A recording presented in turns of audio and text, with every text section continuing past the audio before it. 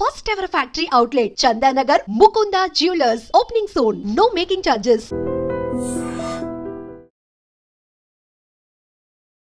Hi guys, welcome to I dream. నేను మీ చాణక్య.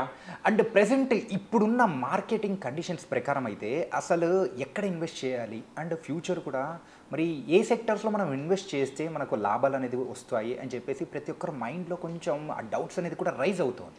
ఎందుకంటే అమెరికాలో జరుగుతున్న సంక్షోభం కానీ వేరే దేశాల మీద వేస్తున్న టారిఫ్స్ కానీ ఇవన్నీ చూస్తూ ఉంటే మార్కెట్ చాలా ఫ్లక్చువేట్ అవుతుంది. కాబట్టి మరి మన మైండ్లో ఉన్న డౌట్స్ అన్నీ క్లారిఫై చేయడానికి ఇప్పుడు మనతో పాటు కూడా మన పర్సనల్ ఫైనాన్షియల్ అడ్వైజర్ అయిన మరి సుభాష్ బాబు గారు మనతో పాటు ఉన్నారు. మరి సార్ అయితే ఏ సెక్టర్లో ఇన్వెస్ట్ చేస్తే మనకు మంచి రాబడి వస్తుంది అనేది కూడా తెలుసుకుందాం. Hi sir. హాయ్ అండి. ఎలా ఉన్నారు సార్? థ్యాంక్ యూ, ఫైన్, బాగున్నారు. యా సార్, ప్రజెంట్ ఇప్పుడు ఎవరైనా కానీ మార్కెట్లోకి అడుగు పెట్టాలన్నా ఇన్వెస్ట్ చేసింది తీయాలా వద్దా అనే లాట్ ఆఫ్ కన్ఫ్యూజన్స్ అండ్ ఇంకే ఏంటంటే ఇంకా రాబోయే కాలంలో ఏ సెక్టర్స్లో మనం ఇన్వెస్ట్ చేస్తే మనకు లాభాలు వస్తాయి అనేది కూడా మైండ్లో మెదులుతూ ఉన్నాయి సార్.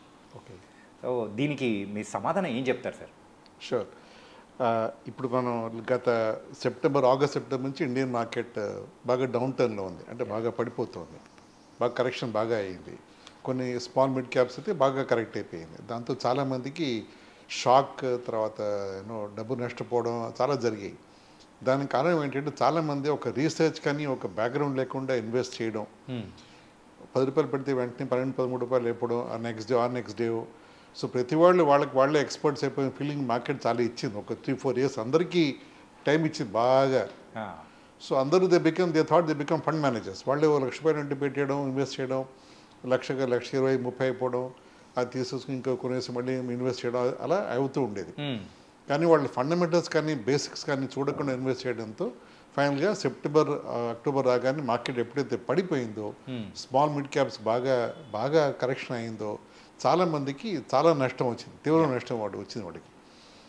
దానికి సగం కారణం వాళ్ళే అని మనం చెప్పుకోవాలి. మార్కెట్స్ ఎప్పుడు ఇలాగే ఉంటాయి, and up down is markets nature బేసిక్గా. ఎవ్రీ టైం అది పైకి వెళ్తూనే ఉండదు మార్కెట్ అది. సో ఇప్పుడు యాక్చువల్ చెప్పాలంటే అన్ని సెక్టర్స్ వర్త్వెల్ ఇన్వెస్టింగ్, ఎందుకంటే మార్కెట్ బాగా లోలో ఉన్నాం ప్రస్తుతం. మన ప్రీవియస్ ఇండెక్స్ కంటే ఇప్పుడు చాలా తక్కువలో ఉన్నాం. కానీ మన ట్రంప్ టారిఫ్ అనౌన్స్ చేసినప్పుడు మార్కెట్ పడిన తర్వాత ఇప్పుడు మార్కెట్ ఆ కరెక్షన్ రిలీజ్ చేస్తే మనం, అంటే ట్రంప్ ఎప్పుడైతే అనౌన్స్ చేయకముందు ఏ కండిషన్ ఉన్నా ఆ కండిషన్ వెళ్ళిపోయాం మనం. మిగతా మార్కెట్స్ అక్కడ కూడా వెళ్ళలేదు గ్లోబల్గా. ఇండియా ఒక్కటే మార్కెట్ గ్లోబల్గా. ట్రంప్ అనౌన్స్ చేసిన తర్వాత టారిఫ్ ఆ దెబ్బకి మార్కెట్స్ పడిన తర్వాత ఇండియా ఒక్క కంట్రీ ఎకానమీ మళ్ళీ రికవర్ అయింది ఆ ప్రీ ట్రంప్ లెవెల్కి. అంటే ప్రీ అక్టోబర్లోకి ఇంకా వెళ్ళలే ఇంకా మనం. దా బాగా గ్యాప్ ఉంది వెళ్ళడానికి. అంటే వేరే దేశాలతో కంపేర్ చేసుకుంటే మనకు వచ్చిన నష్టం తక్కువే, అండ్ దాంతోపాటు రికవర్ అవుతున్న పర్సంటేజ్ అనేది కూడా ఎక్కువగా ఉంది. ఎగ్జాక్ట్గా చెప్పారు మీరు. సో మన ఫ్యూచర్ చాలా బ్రైట్గా ఉన్నాం. ఇప్పుడు కూడా మనం జాగ్రత్తగా మనం స్టడీ చేసి మార్కెట్ ఇన్వెస్ట్ చేసుకుంటే that is more sensible approach అని అనుకోవాలి. లేకపోతే అది గ్యాంబ్లింగ్కి ఈ ఇన్వెస్ట్మెంట్కి తేడా ఎక్కువ కనపడదు. మనం ఎక్కడ పడితే అక్కడ పెట్టేసి డబ్బు రాలేదు పోయిందని చెప్పి మనం బాధపడడం కంటే కొన్ని కీ సెక్టర్స్ ఇప్పుడు బాగా ప్రామిస్ చూపిస్తున్నాయి. ఇండియన్ ఎకానమీ మనం వీఆర్ డూయింగ్ క్వైట్ వెల్. 6.57 అనుకున్నాం, ఇప్పుడు 6.25 దాకా వచ్చాం. But still we are the number 1 economy in the world. మన గ్లోబల్గా మన ఫాస్టెస్ట్ గ్రోయింగ్ ఎకానమీగా ఉన్నాం మనం. ఇంకొక పాయింట్ ఏమిటంటే ట్రంప్ టారిఫ్స్ ఎఫెక్ట్ మన మీద తక్కువ ఉండే అవకాశం ఎక్కువ ఉంది. అంటే మన మీద ప్రెషర్ తక్కువ ఉంటుంది, టారిఫ్ ఇంపాక్ట్ మన మీద తక్కువ ఉంటుంది. అది చైనా మీద ప్రెషర్ వల్ల మన వైపు బిజినెస్ వస్తుందా, మన ఆ బిజినెస్ని తీసుకుని మనం దాన్ని వాడుకోగలమా, మన ఎక్స్పోర్ట్స్కి మన కామర్స్కి అనేది మన మీద ఆధారపడి ఉంటుంది. బట్ ఆపర్చునిటీ అయితే బాగా మనకి మంచి ఆపర్చునిటీ దొరికింది కూడా ఇప్పుడు మనకి. ఇప్పుడు అక్కడ నియర్ బై దేశ బంగ్లాదేశ్ అవ్వచ్చు, థాయిలాండ్, లావోస్, వియత్నాం ఇవన్నీ కూడా ఎక్స్పోర్ట్స్ బాగా చేస్తాయి, టెక్స్టైల్స్ గార్మెంట్స్ టు యూఎస్. వాటి మీద చాలా సివియర్ టారిఫ్ ట్రంప్ వేసాడు. ఆ దేశాలు బాగా రీల్ అవుతున్నాయి ప్రెషర్లు. ఆ బిజినెస్ మనకు వచ్చే అవకాశం చాలా ఎక్కువ ఉంది. సో ఇవన్నీ చూస్తుంటే మనకి మంచి ఆపర్చునిటీ కనిపిస్తుంది. ఈ స్మాల్ క్యాప్ ఫండ్స్ విషయానికి వచ్చేటప్పటికి దాని కరెక్షన్ అయితే వేరే దానితో కంపేర్ చేసుకుంటే చాలా ఎక్కువ ఇంపాక్ట్ అనేది కూడా పడింది కదా సార్. కరెక్ట్. అంటే ఇప్పుడు వచ్చే ఎవరైనా ఇన్వెస్ట్ చేయాలనుకుంటే ఆ స్మాల్ క్యాప్ ఫండ్స్లో ఇన్వెస్ట్ చేయాలంటే కూడా కొంచెం భయపడతారేమో అనిపిస్తుంది సార్. అవును, భయపడాలి కూడా. ఎందుకంటే small cap by nature is like that. అది హిట్ ఆర్ ఫట్లా ఉంటుంది స్మాల్ క్యాప్ అప్రోచ్. హిట్ అయితే 6 లేకపోతే 0 అయిపోయే లెవెల్లో ఉంటుంది స్మాల్ క్యాప్. అంటే రఫ్గా క్రూడ్గా చెప్పాలి అంటే స్మాల్ క్యాప్స్ అంటే ఏమిటి, చిన్న కంపెనీలు. చిన్న కంపెనీ అంటే 1000 కోట్ల కంపెనీ చిన్న కంపెనీ అంటే మార్కెట్ పెద్ద మార్కెట్ పర్స్పెక్టివ్లో. ఆ చిన్న కంపెనీస్కి వాళ్ళ ఫైనాన్సెస్ కానీ క్యాపిటల్ కానీ వాళ్ళ నాలెడ్జ్ బేస్ కానీ వాళ్ళ కాంపిటేటర్స్ వాళ్ళ మార్కెట్ డైనమిక్స్ అవన్నీ చూసుకుంటే ఆ కంపెనీ సర్వైవ్ అవుతుందా గ్రో అవుతుందా అనేది 50-50 లెవెల్లో ఉంటాయి చాలా కంపెనీలు. ఓకే. ఆ ప్రమోటర్స్ కూడా వాళ్ళకు షార్ట్ టర్మ్ వ్యూలో గబుకుని పెట్టేసి రేపు ఎగ్జిట్ అయిపోయి అలాంటి కంపెనీస్ పెడితే మనకే నష్టం అది. సో దానికి కూడా అప్రోచ్ ఉంది. సో ఇప్పుడు ప్రస్తుత పరిస్థితుల్లో లార్జ్ క్యాప్లు పెట్టడం అనేది చాలా శ్రేయస్కరం మనకి. ఒక ఏడాది 2 ఏళ్ళ పాటు లార్జ్ క్యాప్లో ఉండడం రిటర్న్స్ మేబీ 10-12% వస్తే you should more than happy. Returns ఎవరు గ్యారంటీ చేయలేరు మన మార్కెట్స్లో, కానీ ఆ 10% returns you should go back home very with happy face. ఇవి కాకుండా మన ప్రస్తుతం సెక్టర్స్లో ఈవీ ఎలక్ట్రిక్ వెహికల్స్ మీద చాలా ఫోకస్ ఉంది గ్లోబల్గా, ఇండియాలో కూడా మనకి. సో ఈవీ మార్కెట్ అప్రాక్సిమేట్గా 7 బిలియన్ 2023లో గ్లోబల్గా. అది 2030లో 50 బిలియన్ అయ్యే అవకాశం కనిపిస్తుంది మనకి. డ్రాస్టిక్ గ్రోత్ అనేది కూడా కనిపిస్తుంది. ఎస్ చాలా డ్రాస్టిక్ గ్రోత్ ఉంది. అది చాలా ఎమర్జింగ్ సెక్టర్ అది.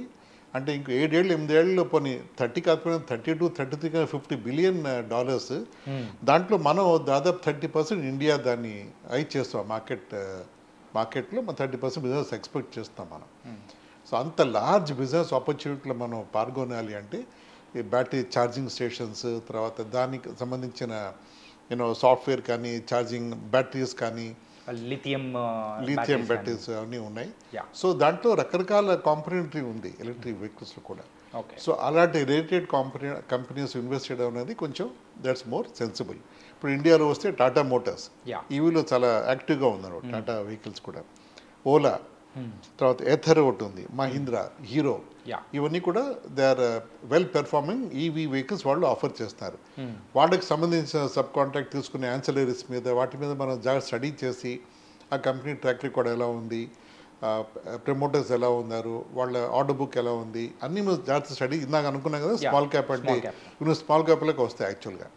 టాటా అని లార్జ్ క్యాప్లో ఉన్న ఈ కంపెనీస్ గ్రోత్ స్మాల్ క్యాప్లో వస్తుంది యాక్చువల్గా. ఆ జాగ్రత్త స్టడీ చేసి మనం స్టడీగా ఒక 2 years పెట్టి చూసి దాంట్లో మనం బాగా చేసుకోవచ్చు. అదొక మంచి ఇంపార్టెంట్ సెక్టర్ అది. తర్వాత టెక్నాలజీ అండ్ డిజిటల్ సర్వీసెస్, ఇంకా ఐటీ గురించి టెక్నాలజీ మాటి మనం చెప్పుకోకలే. ఇండియా ఒక రేంజ్కి మనం చేరిపోయాం మనం గ్లోబల్గా మనం. సో దాంట్లో మనం 7.4% of GDP comes from technology and digital services ఇండియాలో. అది దాదాపు ప్రస్తుతం 5 మిలియన్ మందికి ఎంప్లాయ్మెంట్, అంటే 50 లక్షల మంది ఎంప్లాయీ ఉన్నారు ఇండియాలో. సో అది ఎంత మనం హైటెక్ సిటీ అవ్వచ్చు, ప్రతి స్టేట్లో ప్రతి సిటీలో ఐటీ రిలేటెడ్ ఐటీ పార్క్స్ కానీ కంపెనీస్ కానీ చిన్న పెద్ద సిటీ అన్నింటిలో ఉన్నాయి. సో అందరికీ ఐటీ బికమ్ పరిపాటిగా అయిపోయింది మనకి. ఇండియా కూడా గ్లోబల్గా ఒక ఐటీ గో టు కంట్రీలో అయిపోయింది చాలా దేశాలకి. బ్యాక్ ఎండ్లో మనకి ఇన్వెస్ట్మెంట్కి వాటికి ఎక్స్పోర్ట్స్ బాగున్నాయి దానికి మనం. ఇవన్నీ large cap companies, TCS, Wipro, తర్వాత హెచ్సిఎల్ సిస్టమ్స్, ఇన్ఫోసిస్, ఇవన్నీ లార్జ్ క్యాప్ కంపెనీస్. వీటిలో ఇన్వెస్ట్ చేస్తే స్టడీగా మనకి రిటర్న్స్ ఎప్పుడు మనకి దాంట్లో బాగానే ఉంటాయి. Renewable energy, green resources, green energy.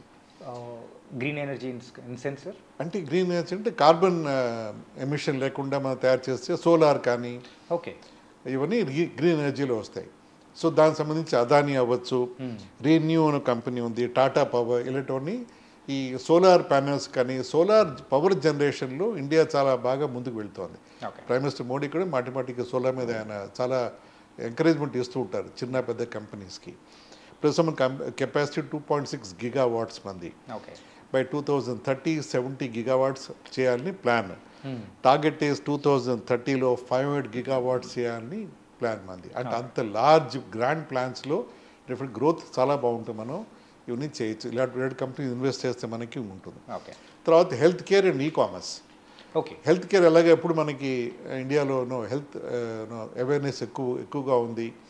దాంతోడు diabetes అవ్వచ్చు, క్యాన్సర్ అవ్వచ్చు, ఇలాంటివి అన్ఫార్చునేట్గా మన సొసైటీలో ఎక్కువ ప్రబలం వింటున్నాం కూడా. దానికి కావాల్సిన కేర్, దానికి కావాల్సిన medical research, drugs, pharma, hospitals, health care, ఈ అన్నీ మొత్తం స్పెక్ట్రమ్లో మనం ఇన్వెస్ట్ చేయడంలో there is lot of meaning behind it. అలాగే క్విక్ కామర్స్ అండ్ ఈ-కామర్స్. సరిగ్గా ఈ బ్లింకిట్, ఫ్లిప్కార్ట్, అమెజాన్, జొమాటో, ఇవన్నీ కూడా మనకి పరిపాటిగా డైలీ మనం వాటిలో ఏదో ఒకటి ఆర్డర్ చేయడం తెచ్చుకోవడం జరిగిపోతుంది. ఆ గిగ్ వర్కర్స్ అంటాం వాళ్ళు అంటే వాళ్ళు తక్కువ వర్కర్స్ అయినా వాళ్ళకి మనం చాలా హెల్ప్ చేస్తాం మనం. We should always be thankful to them. వాళ్ళు ఇంత ఎండ అవ్వచ్చు, లేకపోతే వాన్ అవ్వచ్చు, వింటర్ అవ్వచ్చు, they are always doing their job. ఎంత ఆడ్ టైంలో అయినా మనం 2 minutesలో వచ్చేస్తుంది అంటే వాళ్ళ వల్లే వస్తుంది. ఆ బిజినెస్ చాలా గ్రో అవబోతుంది. క్విక్ కామర్స్ అంత అలవాటు పడిపోయాం ఆ కైండ్ ఆఫ్ బిజినెస్. మనం ఏంటంటే Tier 1 సిటీస్లో మెయిన్గా మనం చూసే ఈ గిగ్ వర్కర్స్కి సంబంధించిన సర్వీసెస్ ఇప్పుడు Tier 2 సిటీస్లలోకి అండ్ టౌన్స్లలో కూడా వాళ్ళ ఒక అంటే వ్యాప్తి అనేది కూడా చెందుతూ ఉన్నారు. ఆ సర్వీసెస్ అనేది కూడా ప్రొవైడ్ చేస్తున్నారు కాబట్టి in coming days employment wise అయినా కానీ వైడ్ రేంజ్లో కూడా ఆ సర్వీసెస్ని కూడా ఇస్తారేమో అనిపిస్తుంది. కరెక్ట్. న్యాచురల్ ప్రోగ్రెషన్ అది. అంటే మేజర్ సిటీస్ నుంచి Tier 2 సిటీస్, దాని తర్వాత మేబీ టౌన్స్, తర్వాత విలేజెస్కు వెళ్ళిపోతారు యాక్చువల్గా వీళ్ళు. ఓకే. సో అది న్యాచురల్ ప్రోగ్రెషన్ యాక్చువల్గా. అది సొసైటీతో మంచి అవకాశమే అది. అంటే ఇమీడియట్గా ఎవరైనా దాంట్లో చేరి, so it's a good thing. So ఈ సెక్టర్స్లో జాగ్రత్తగా స్టడీ చేసి కంపెనీస్ని బ్లైండ్గా ఎవరో చెప్పారని ఏదో ఎవరు మాట వినేసి ఎక్కడో డబ్బులు అయిపోవచ్చు, ట్రిప్పులు అయిపోవచ్చు బయటకు కాకుండా కొంచెం జాగ్రత్తగా స్టడీ చేసి ఇన్వెస్ట్ చేసి 25లో మనం చాలా బాగా చేసుకో. ఎందుకంటే మార్కెట్ బాగా లోలో ఉండిపోయి జాగ్రత్తగా ఆచితూచి ఇన్వెస్ట్ చేస్తే can hit gold jackpot. It was very very nice analysis sir. Thank you. మెయిన్గా ఏంటంటే వాట్స్ ద ఫ్యూచర్ అంటే మీరు ఇప్పుడు చెప్పిన సెక్టర్స్ అన్నీ కూడా ఫ్యూచర్కి సంబంధించింది. కరెక్ట్. ఫ్యూచర్లో ఎంత గ్రోత్ ఉంటాయనేది కూడా మీరు క్యాల్కులేట్ చేసి చాలా చక్కగా చెప్పేశారు. అండ్ చూస్తున్న వ్యూవర్స్కి కూడా ఇది చాలా బాగా ఉపయోగపడుతుంది అనుకున్నాను. Thank you. Thank you.